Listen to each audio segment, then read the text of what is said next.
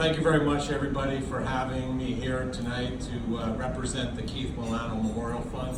A big thank you to Lisa and Amy for having us, and most importantly for DeeDee for choosing us as one of the charities for this this organization and this event.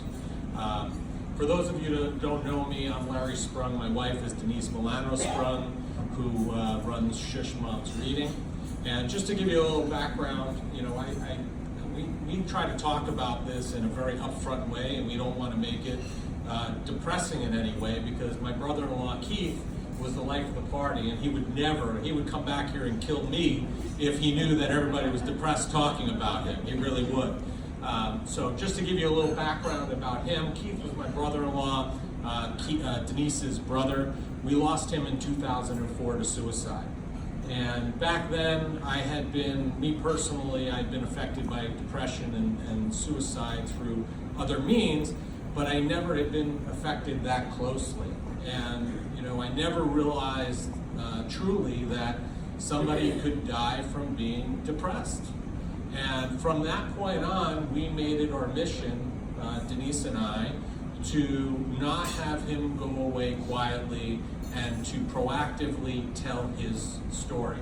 He wasn't here anymore to tell it, so now it's basically put on our shoulders and we're going to tell it. And what we want to do is encourage people to continue telling their story. Like Lisa, it takes a lot of courage to be able to tell that story, but at the same time, that courage helps, God knows how many people. If it helps one person here to go get help, you don't know how many other people. There's a domino effect, and I'll tell you a little bit more about that in a minute. But we lost Keith in 2004. We made a conscious effort to start working towards raising awareness about depression and suicide. Since 2004, we've raised close to $1.5 million for the American Foundation for Suicide Prevention, which is essentially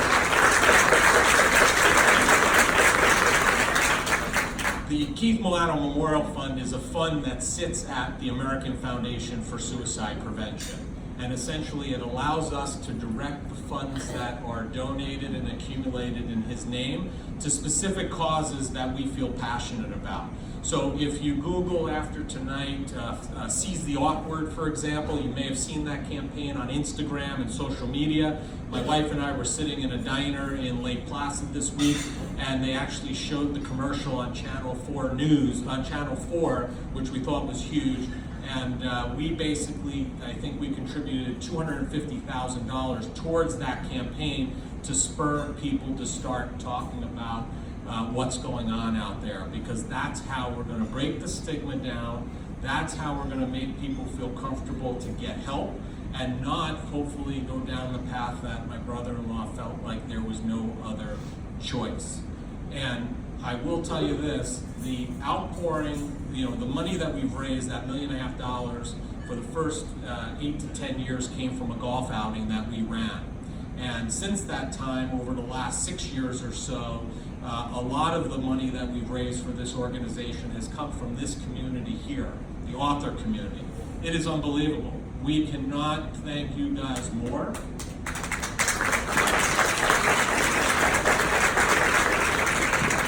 The support, the dedication, the fundraising, the money that we've raised in May for authors, it's unbelievable. And it keeps growing each year, and it's with your support that we're able to continue to help AFSP do more projects like Seize the Awkward. And just to give you 2 stories, and these literally happened in the last 48 hours, maybe even less, okay?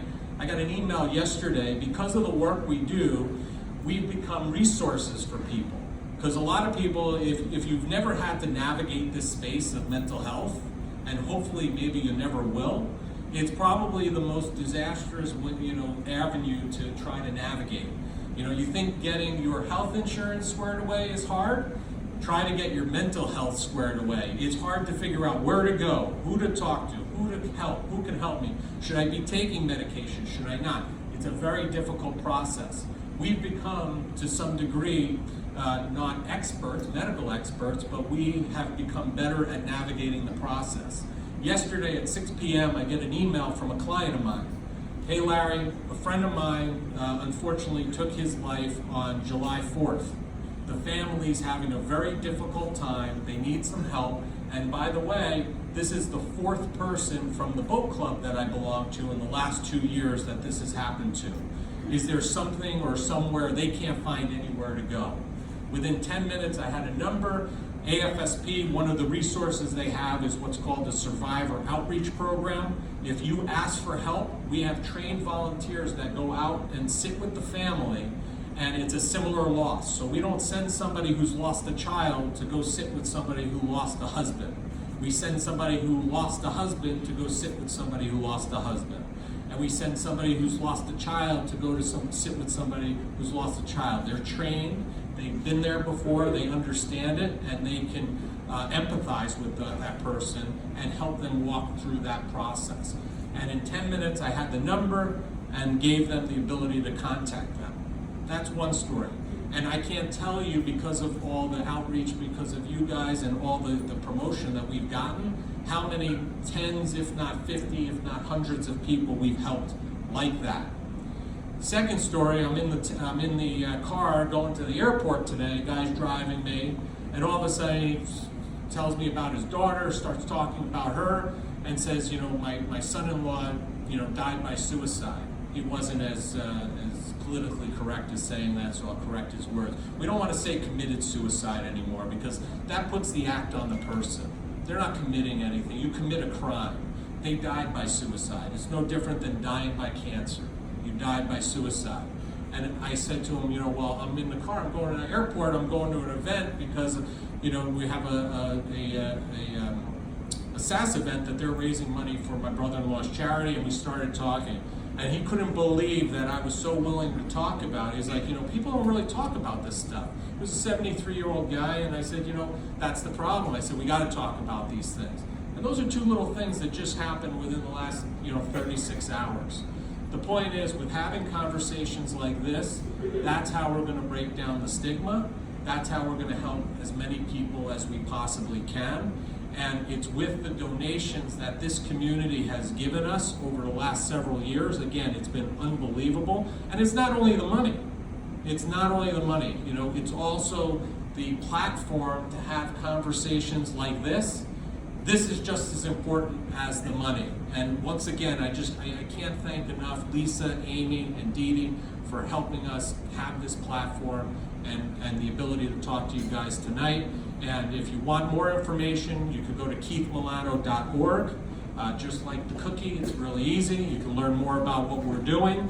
And if you have any questions whatsoever, I know while I was on my adventure getting here, which that's a whole nother story, my wife was adding messages into the group. So if you have any questions, feel free to reach out to her, reach out to me. We're here as a resource for anybody that needs it. And like I said from the start, my brother-in-law was a happy guy. We're gonna have fun tonight. We're gonna have fun this weekend because that's the way he would want it. And he's not gonna go quietly. That's my job, that's Denise's job, that's all of our job to make sure that that happens. And I thank you, and I hope you guys have a great weekend and a great signing. Thank you very much.